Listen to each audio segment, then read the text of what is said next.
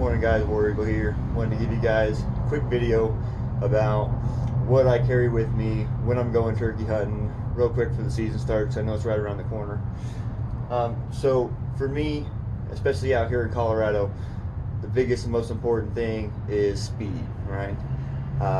You know, you get some places where, you know, it's super flat and I can carry a little extra, or, you know, I got better road access.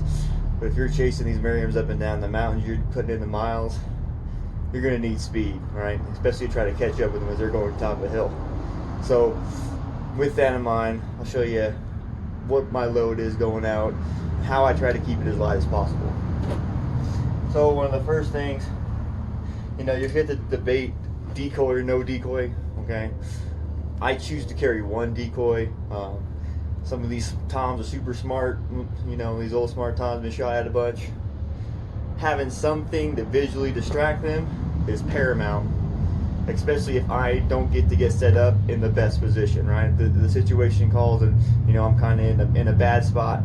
A lot of times, more than less, a decoy will save me in that situation if I play it smart, okay?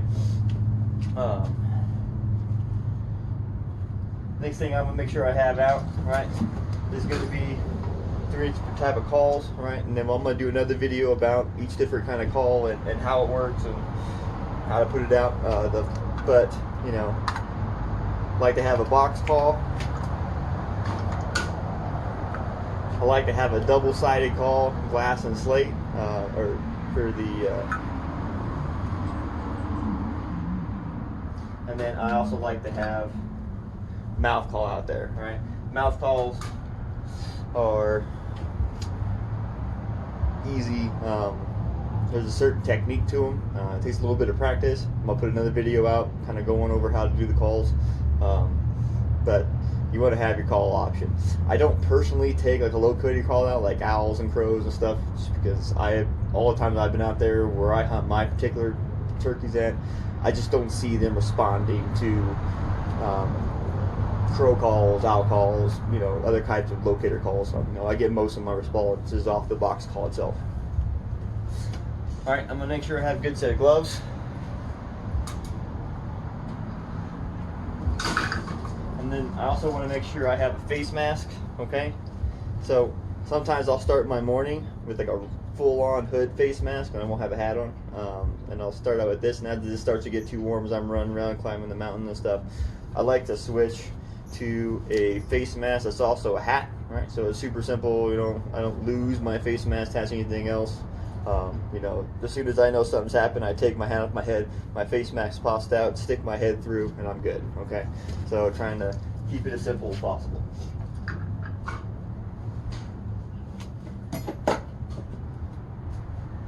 The next thing I carry is a fan, right? So this is an artificial fan. It's on a piece of paper, and this is kind of like my oh shit button, right?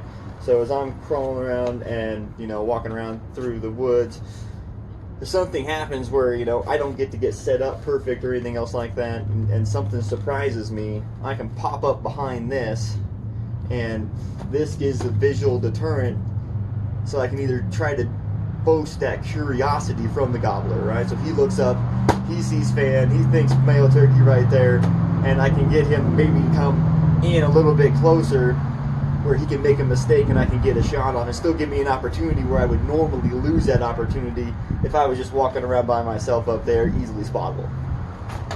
So I went and took this idea, the fan out, right? And I did a repurpose of one of my other turkeys. So I no longer carry the artificial fan out, right? So this is Eastern that I killed, and I took its tail, attached it with some Bondo and a few wires to give me handles and also some pokies down here at the bottom.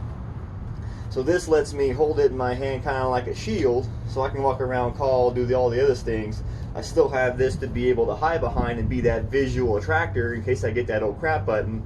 But also, with, you know, if I'm walking around or I decide to take a break, or I'm going to sit and call one spot for a little bit that I think they might be feeding through, or I want to, you know, if I have extra time to set up, I can also set this out next to my decoy and it gives that gobbler and hen look in the field, right? Because this is, you know, super distinctive to a gobbler. This is what he's looking for. This is his enemy, right? He's out here looking for this. So when he sees this symbol, you know, this is going to help bring him in.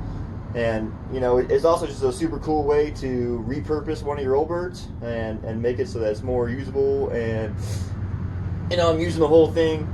They're super light. It's not heavy, you know. At any time I can just stick it in the ground if I got to take off and leave it, you know. I'm not worried about it falling over.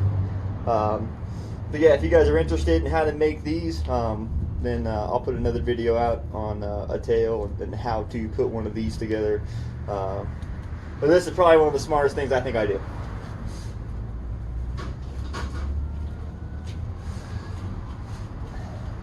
Alright, next thing you're going to need is a freaking turkey vest. It's not the end of the world if you don't have a turkey vest, but it makes so much things easier. Especially I'm carrying decoys. I got different calls. You know, they range from like 40 to 70 bucks. You know, out there, these fine used ones on Craigslist. You know, the turkey vest just helped me keep everything organized, right? Everything's in the same exact place every time. Box call's always here, slice call's always there, mouth call's always here. You know, extra shells, extra rounds, like we've got the decoy sitting in the back. It helps out, right? This is my pack light. Got this one particular little butt backpack attached, so let me sit down so I'm not sitting in snow and stuff like that, because it's always snowing up in the mountains during this hunt. And make sure you have a knife, right? This happens, you know, the thing about wild meat is that the sooner I get the guts out of it, the sooner I get it cooling down, the better off the meat's going to taste, right? If guts are sitting in there all day, you know, when the temperature's, you know, a nice day or whatever, you know, that meat's going to start to spoil. That meat's not going to taste as good as it would if I didn't have stuff. So for me, no matter what hunt I'm doing, the most important thing for me is to get the guts out of the animal and get that meat cooled off so I can get it out, and that helps it just taste way better.